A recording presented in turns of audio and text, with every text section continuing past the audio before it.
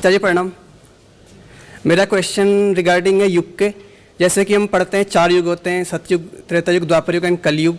And जो एक युग होता है वो लगभग लाखों वर्षों का मानते हैं सर। और जबकि जो एस्ट्रोफिजिक्स के अकॉर्डिंग जो पोजीशन है स्टार्स की, उनके बेसिस पे सर हम मानते हैं कि जो रामायण और महाभारत की घटनाएं हैं वो लगभग 7000 वर्ष पुरानी है। तो सर इसमें मुझे कन्फ्यूजन है, ये साइंस के बेसिस पे ये है, लेकिन वो युग के बेसिस पे काफ़ी लंबा समय काल है। और दूसरा सर, जो हम हनुमान चालीसा में पढ़ते हैं युग सहस्त्र योजन पर भानु, तो उसके अकॉर्डिंग तो जो डिस्टेंस है सन की वो एग्जैक्टली फिट बैठती है साइंस के अकॉर्डिंग भी। तो सर प्लीज़ मेरा डाउट क्लियर कीजिए सर। Thank you sir. देखो, जो चीज़ जिस लिए हो उसका उसी दिशा में प्रयोग करना चाहिए। रामायण और महाभारत ऐतिहासिक ग्रंथ नहीं है, हिस्टोरिकल डॉक्यूमेंट्स नहीं हैं। और तुलसीदास जी ने रामचरितमानस इसलिए नहीं लिखी थी कि तुम इंटरप्लैनेटरी कैलकुलेशंस कर सको। समझ में आ रही है बात? बात यह है कि हमें वो तो मिल नहीं रहा होता मानस से जिसके लिए वो रची गई, तो हम उसमें से केपलर्स लॉज निकालने लगते हैं। वो जिस लिए लिखी गई वो तुमने पा लिया क्या? रामत तो क्या होता है समझ में आया? वो नहीं समझ में आया। लेकिन धर्म का एक अभिमान भी रखना है, तो हम कहेंगे इसमें कुछ तो महत्व होगा। क्या महत्व है? इसमें ठीक ठीक बताया गया है कि पृथ्वी और सूर्य के बीच में दूरी कितनी है। मैं कहता हूं मान लो बता भी दिया, तो उससे तुम्हें क्या मिल जाएगा? मान लो वो बात उसमें बता भी दी गई है, तो इससे तुम्हें क्या मिल गया? वो बताने वाले तो और भी न जाने कितने बैठे हैं। इससे तुम्हें यह मिल गया कि देखो मेरा धर्म कितना महान है। आज से 700 साल पहले भी हमें पता था कि पृथ्वी और सूरज में दूरी कितनी है। तो पता था। तो तुलसीदास भी बैठे होते और आप उनसे पूछते कि देखिए आपके ग्रंथ का लोग ये इस्तेमाल कर रहे हैं, ये जुपिटर के मून्स का टाइम पीरियड कैलकुलेट कर रहे हैं। उन्हें भी धक्का लग जाता। वो बोलते मैं राम का चरित्र बखाना चाहता हूं, मैं तुम्हें बताना चाहता हूं कि ऐसा जीवन भी जिया जा सकता है। मैं तुम्हें बताना चाह रहा हूं सिया राम मैं सब जग जानी, और तुम मेरे ग्रंथ का क्या दुरुपयोग कर रहे हो? ये बिल्कुल बराबर की बात होगी। आप रेसनिक हेलिडे लेकर के उसमें से कहें कि मुझे उपनिषदों के श्लोक निकालने हैं, इरोडोव लेके उसकी आरती बना रहे हैं, तो वहां तो हंसी आ गई कि ऐसा थोड़ी होता है। इरोडोव में आरती थोड़ी निकलती है। तो तुम रामचरितमानस में फिर एस्ट्रोफिजिक्स क्यों निकाल रहे हो? कॉस्मोलॉजी क्यों निकाल रहे हो? रामचरितमानस बहुत महत्वपूर्ण ग्रंथ है और बहुत लाभप्रद ग्रंथ है, पर उससे जिस आयाम का लाभ हो सकता है, जिस डायमेंशन का लाभ हो सकता है, उस डायमेंशन का लाभ लो ना। और बहुत ऊंची डायमेंशन है, उसको गिरा क्यों रहे हो उसमें से फिजूल बातें निकाल करके? इसी तरह से बिल्कुल संभव है कि राम और कृष्ण जैसे ऐतिहासिक चरित्र हुए हों, लेकिन जब आप वेदव्यास की महाभारत पढ़ते हैं या वाल्मीकि या तुलसीदास की रामायण पढ़ते हैं, तो ये इसलिए नहीं लिखे गए हैं कि इनके माध्यम से आपको इतिहास का ज्ञान हो जाएगा। ये आपको इतिहास सिखाने के लिए नहीं लिखे गए हैं। ये हिस्ट्री की टेक्स्ट बुक्स नहीं हैं। ये आपको कुछ और सिखाने के लिए लिखी गई हैं। और चूंकि ये कुछ और सिखाने के लिए लिखी गई हैं, इसलिए इनमें तथ्यों के प्रति बहुत ज्यादा ध्यान न रखा गया है, न रखा जाना चाहिए था। अब हम पाते हैं कि दो पक्ष बन गए हैं। एक पक्ष कहता है कि उस समय भी हमारे पास एविएशन टेक्नोलॉजी थी, नहीं तो पुष्पक कहां से आता। एक बताने में लगा हुआ है कि तब टेलीकम्युनिकेशंस भी थे, नहीं तो इतनी दूर दूर बात कैसे हो जाती। एक कह रहा है कि संजय ये जो दिव्य दृष्टि से देख रहे थे इतनी दूर से, ये आपको पता भी है क्या है? ये सैटेलाइट विजन है।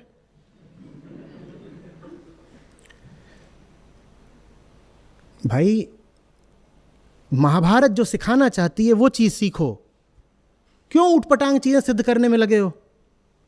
क्यों सिद्ध करने में लगे हो? उसका कारण क्या है? अहंकार। हम बताना चाहते हैं कि हमारी संस्कृति इतनी जबरदस्त है कि जो काम पश्चिम आज कर रहा है वो तो हम तब किया करते थे। किसी ने पूछा कि अच्छा ये कैसे हो सकता है कि इतने सारी चीज़ों का बयान आता है कि उड़ रही हैं, ये हो रही हैं, वो हो रही हैं, ये कैसे हो सकता है? क्योंकि तेल के कुएं तो भारत में थे नहीं, भारत में तेल आज भी बहुत नहीं पाया जाता, तो एनर्जी कहाँ से आ रही थी? और इंजन का भी कोई जिक्र नहीं मिलता। तो एक साहब हैं और वो साइंटिस्ट हैं, वो बोल रहे हैं ये माइक्रो फिजन रिएक्टर्स हैं, वो छोटे छोटे हैं जिनको आप जेब में रख के उड़ सकते थे, वहाँ से एनर्जी आती थी। क्यों कर रहे हो ये सब? इतना काफ़ी नहीं है कि महाभारत में श्रीमद् भगवद गीता है और श्रीमद् भगवद गीता जो ऊंची से ऊंची बात कही जा सकती है उसका आखिरी दस्तावेज है?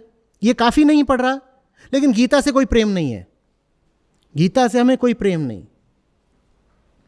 हम जो और बातें वहाँ लिखी हुई हैं उसको लेकर के कहते हैं हम रिसर्च भी करेंगे, कैसे फल खाने से बच्चे पैदा हुए थे, लिखा हुआ है तो हुए होंगे, तो खास फल कौन सा होता है इसको खाने से बच्चे पैदा हो जाते हैं? तुम करो रिसर्च, इस पर रिसर्च होगी। जानवर इंसान कैसे बन गया, हम रिसर्च करेंगे। भाई वो प्रतीक है, एक सिंबल है, वो फैक्चुअल नहीं है। और सिद्ध करने में लगे हुए हैं कि जो सर्जरी है ये तो हमारे 8,000 साल पहले भी हुआ करती थी। नहीं तो एक आदमी के 100 टुकड़े करने के बाद उसको वापस जोड़ के कैसे जिंदा कर देते? तो आज की मेडिकल साइंस कोई साइंस है? असली तो हमारी है। आपके पास जो है वो ऐसी चीज है जो समय से आगे की है, जो मॉडर्निटी से आगे की है, जो फ्यूचर से भी आगे की है। आप उसका सम्मान करना तो सीखिए। रामायण और महाभारत और रामचरितमानस के प्रति ये कोई सम्मान की बात नहीं है कि आप उनमें विज्ञान तलाशने लग जाएं। उनके प्रति सम्मान की बात यह है कि वो जो संदेश देना चाहते हैं आप उस संदेश को समझिए। लेकिन उनका संदेश हम नहीं समझना चाहते क्योंकि हमारे अहंकार को बहुत भारी पड़ता है। राम वो थे जिन्होंने राज्य की चिंता नहीं करी। अब हम अगर रामचरितमानस समझने लग जाएं तो बड़ी दिक्कत आ जाएगी। हम 1 रुपया नहीं छोड़ सकते, वो सोने की लंका छोड़ रहे हैं। हम उन चीज़ों पर भी लड़ जाते हैं जहां हमारा कोई हक नहीं होता। उनका राज्य पर पूरा अधिकार था, वो तब भी जंगल चले गए। तो रामचरितमानस वास्तव में जो सिखाना चाहती है वो हमको सीखना नहीं है। हम उसमें से उल जलूल बातें निकालने की कोशिश करते रहते हैं। समझ में आ रही है बात? और फिर आप ऐसी बातें निकालोगे तो मैं सतर्क करे देता हूं, उन ग्रंथों का अपमान ही होगा। क्योंकि आप ऐसी बात बोलोगे तो कोई अच्छे वैज्ञानिक दिमाग का व्यक्ति आकर के सिद्ध कर देगा कि आप गलत बोल रहे हो। तो वो सिद्ध कर देगा आप गलत बोल रहे हो, तो आपका तो अपमान होगा ही होगा, ग्रंथ का भी अपमान होगा। क्यों ग्रंथ का अपमान करवाते हो?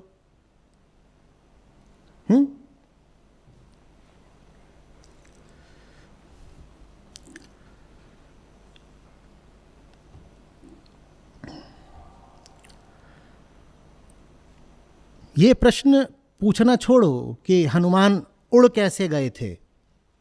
प्रश्न ये पूछा करो कि किसी व्यक्ति में सच्चाई के लिए इतनी निष्ठा कैसे हो सकती है कि उसने अपनी जिंदगी दांव पर लगा दी। ये सवाल पूछने लायक है, पर वो सवाल हम पूछेंगे नहीं। क्यों? क्योंकि हम खुद सच के प्रति निष्ठा रखना नहीं चाहते। तो हमारी रुचि ज़्यादा इस तरह के सवालों में हो जाती है कि उड़ गए थे, फिर पूरा पहाड़ कैसे लाए होंगे, अच्छा इतनी ताकत थी पूरा पहाड़ ले आए। इस प्रश्न में मत उलझो। जो असली प्रश्न है उसको समझो।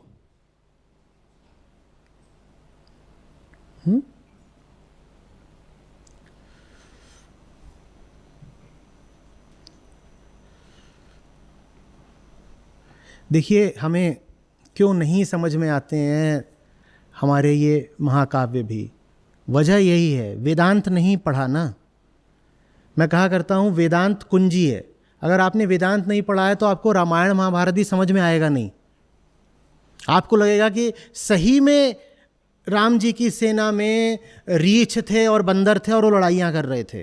अरे रीछ और बंदर किसी चीज़ के प्रतीक हैं। किस चीज़ के प्रतीक हैं ये जानना है तो वेदांत पढ़ो। पर हमारी हालत ऐसी है जैसे डिकोडर हमारे पास है नहीं, कोड सामने रख दिया गया और उस कोड का हम मन मुताबिक कुछ भी मनचाहा रैंडम अर्थ कर रहे हैं। वेदांत डिकोडर है, या कह सकते हो वेदांत कंपाइलर है। उसी से फिर पूरा कोड चलता है।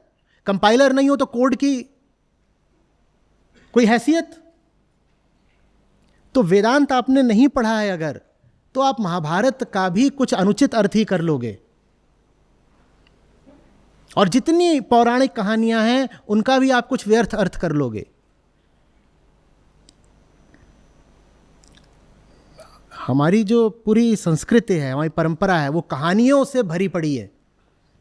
और उन कहानियों का अगर असली मतलब जानना है तो पहले वेदांत पता होना चाहिए। नहीं तो हम यही सोच लेंगे कि कहानी वास्तविक है, फैक्चुअल है।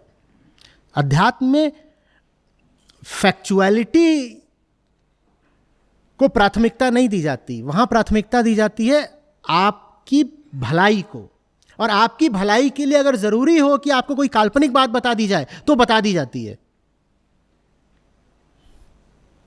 सवाल ये नहीं है कि मैं आपको सिखाऊं कि देखो दुनिया में कितने समुद्र हैं, या कितने महाद्वीप हैं, या चंद्रमा की पृथ्वी की दूरी कितनी है, या और बहुत सारी वैज्ञानिक बातें। सवाल ये नहीं है, वहाँ सवाल दूसरा है। वहाँ सवाल ये है कि हम जिस आंतरिक अंधेरे में फंसे होते हैं उससे हमें बाहर कैसे लेके आना है। ये फील्ड्स अलग अलग हैं। ये बात समझ में आ रही है? कोई भी आध्यात्मिक ग्रंथ इसलिए नहीं लिखा जाता कि आपको वैज्ञानिक ज्ञान हो जाए। वो लिखा जाता है ताकि आपके भीतर का अंधेरा दूर हो। लेकिन वो ग्रंथ अपना काम नहीं कर पाएगा अगर आपके पास वेदांत की कुंजी नहीं है। और भारत में यही गड़बड़ हो गई। इसीलिए सारे ग्रंथों से बस अंधविश्वास फैला है, खूब अंधविश्वास फैला है, ऊटपटांग मान्यताएं फैली हैं।